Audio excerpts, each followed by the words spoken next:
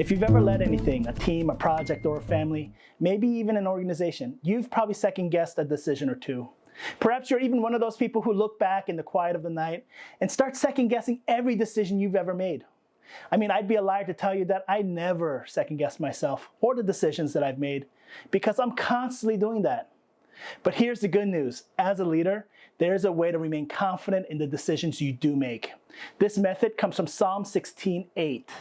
Psalm 16:8 says this: I have set the Lord always before me. Because he is at my right hand, I shall not be shaken. Psalm 16:8. I mean, the way we remain confident in our decisions is simple. We set the Lord before you, before us. I think a lot of us, especially those of us who are Christ followers, know this. The question really is then is, how do we do this consistently? How do we set the Lord before us consistently?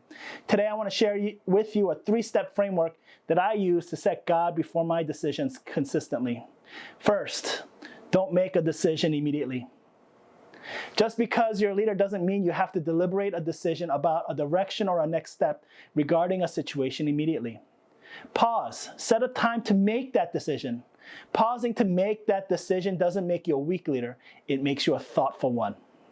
I have a whole article about making decisions in crisis. I want to encourage you to read it. Number 2, pray and meditate. I think this is the most underrated and infrequently used spiritual tool in our arsenal. We're given a direct line to speak with God. Let's use prayer to pray about it. It doesn't have to be articulate. It can be raw and confused. God understands. But don't just stop at your own monologue. Give God the space to inspire or speak to you, because God will speak to you. He will speak to you through situations, dreams, the Bible, and even other people. But make sure you're paying attention. Third, trust God to be with your decisions. Once you have the time and space to find the right decision with the inspiration of God, go with it. Don't come back to revisit it. There's no reason for you to do so. You've thoughtfully considered the options, you've prayed about it, and you've given God the space to speak to you. Now I want you to go with boldness and courage, because God is at your right hand.